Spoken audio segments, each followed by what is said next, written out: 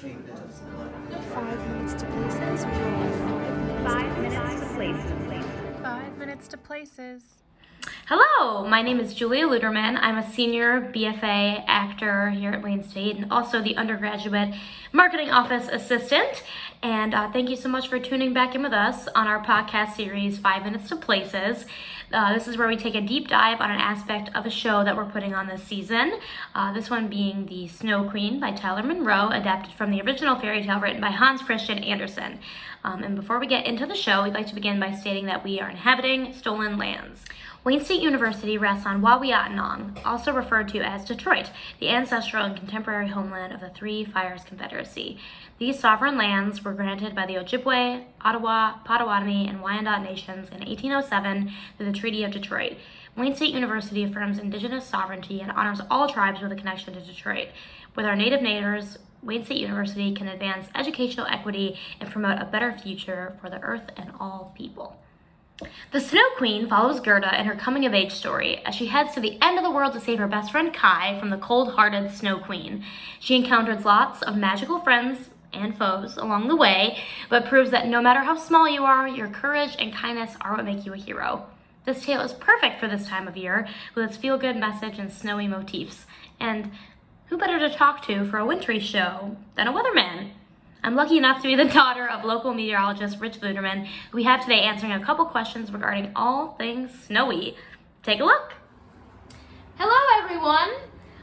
Today we are joined by local meteorologist Rich Luderman, who also happens to be my dad.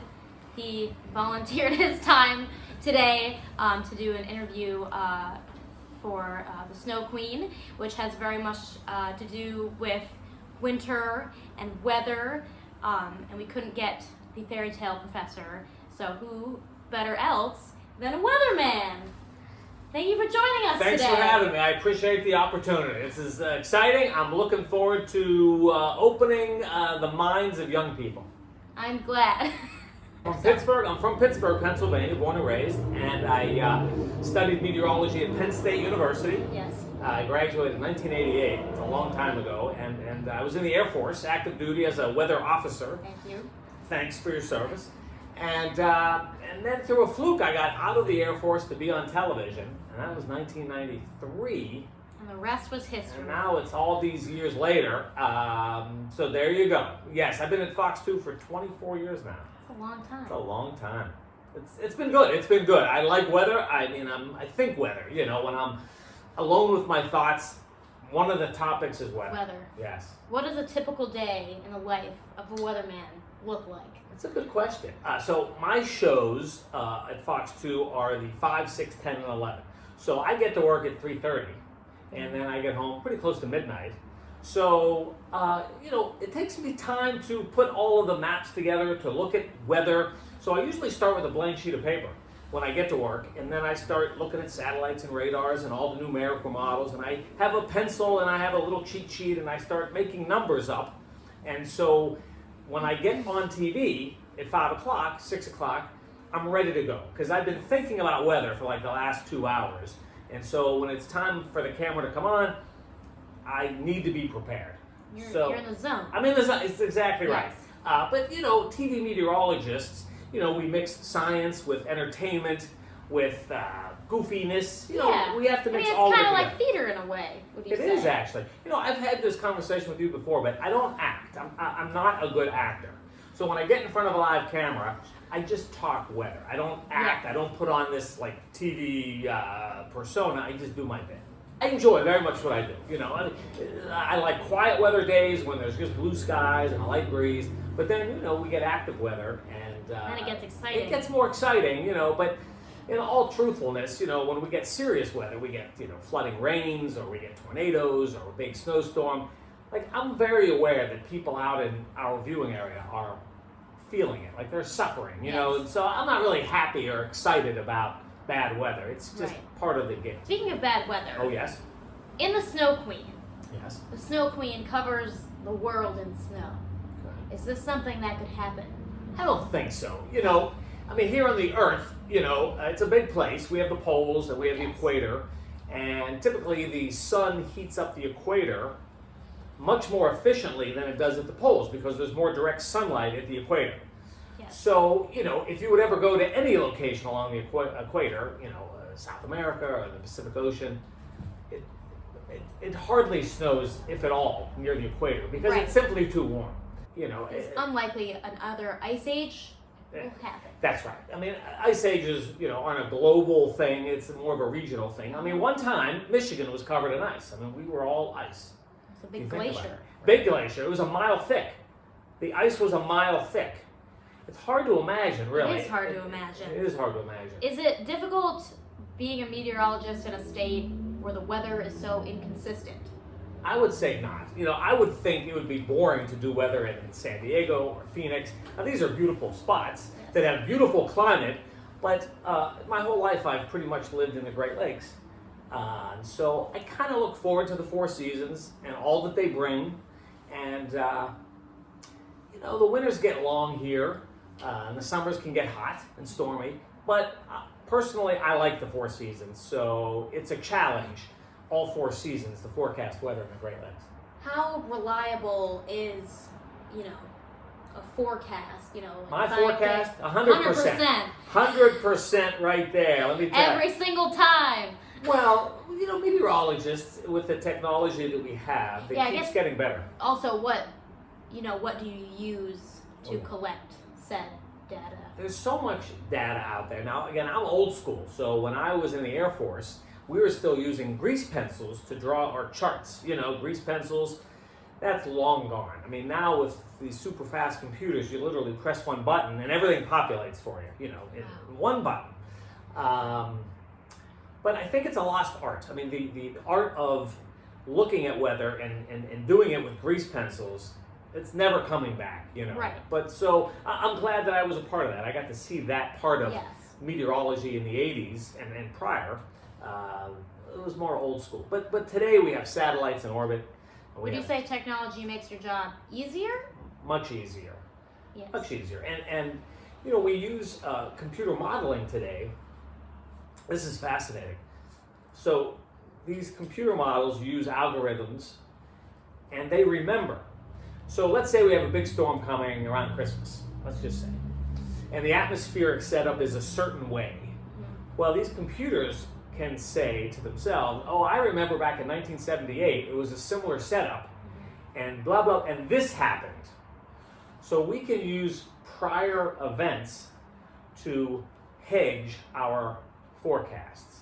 It's really quite remarkable. Now, a human brain can do that to some small degree, but these great computers, these super fast computers can They have do all that. the information. Exactly, it's all in there. It's Wow. really quite so. Weather computers are getting better all the time. Thankfully, people in a local market like Southeast Michigan, like Metro Detroit, they still like to see their favorite weather guy or weather girl. Yeah. It's going to be down the road where a computer is actually giving you the forecast, even though Right. that technology is kind of available. Well, maybe in that way you are somewhat of an actor.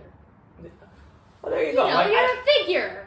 I give people at home what they want. I'm giving them what they want, as opposed to just standing up there, partly cloudy, 74, partly sunny, chance of flurries. Nobody wants to see that No. crap. They want to see the real deal. Yeah, they don't want Alexa. They don't want Alexa. That's true. I mean, we have so much Alexa in our lives that I think when it comes to a local forecast, people don't want Alexa. That's a good point. They haven't gotten rid of you yet. Thank goodness. On to more snowy things. Fire away. Do you know why snow is white?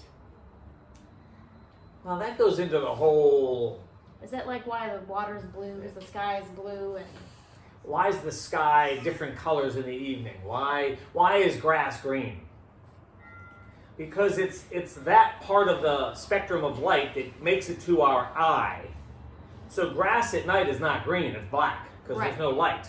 so okay. And a nighttime, an evening sky that has pink or purple in it isn't really that color. It's just that's what's reaching our eye. I So see. when it comes to snow, it's just what's reaching our eye. So it's in the daytime, the properties of snow, the reflection of the light that makes it to our eye, makes it appear that it's white. Does snow have a reflective property? Oh yes, very much because so. it's water. Yeah, like mountain climbers, they have to wear goggles because when they're climbing up in the hills, and they have the high sun and they got the snow. There's a real thing called snow blindness. That's a real thing. Wow. So yeah, the snow and the reflective properties of it can blind people. So yeah, that's a great question. Is snow a solid or? I guess it's a solid. It's a solid. I mean, make a snowball, you hit someone in the head. That's a solid. I mean, but it has different properties. Because there's slushy snow, there's powdery snow, there's in between snow. There's different snow for like sledding and like snowman snow. Very much so.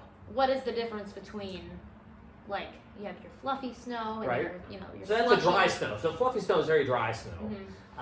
like less water? Exactly. So when we have storms coming and it's a wet snow, there's more moisture content in the snow and in the atmosphere as the snow is falling. So it's a heavy wet snow, good for snowballs. Sometimes we have storms that come to Michigan or other parts of the country, and the atmosphere is very dry, and the column of the air that the snow is forming in and falling through is also very dry. So then you get the real powdery fine snow. Is it true that all snowflakes are different? I don't know about that. Like I mean, every single one. I've heard that, but I think with all the snowflakes that have fallen through the history, There's probably there's been some overlap of, because if you look at a snowflake under a microscope, you'll see it's very complicated pattern. It's not just. Why does it do that? That's a great question, actually. It's goes back to your sister's knowledge, like of what makes up atoms and what makes up the things that hold the snowflakes together. Down to like a molecular. Yes. It's not just snow is not all one. There's a lot going on when it snows. It's not just clouds, cold, and snow. It can snow down to 20 degrees, 15 degrees, 10 degrees it can snow. But counterintuitively, it can snow at around 43 or 44 degrees. Usually above 45, it's hard to get snow that'll actually reach the ground. Even though the snow is being generated up there, it's snow. Do you anticipate this winter? It's hard to say, right? It's hard to say. There's a whole science of long-term forecasting. What's going to be in the next 1 month, what's it going to be in the next 3 months, or even what's it going to be seasonally, like the next 3 or 4 months. The experts are with the government. Right. They work at the Climate Prediction Center. I just defer to them because they're the experts. They look at things like El Nino and La Nina, ocean currents in the Pacific Ocean. Like the big picture. It's the big picture. Yeah, I just take it for what they say because usually in the end we end up with like an average winter. Like we have snowy winters, we have cold winters, but when you put them all together, winter's winter.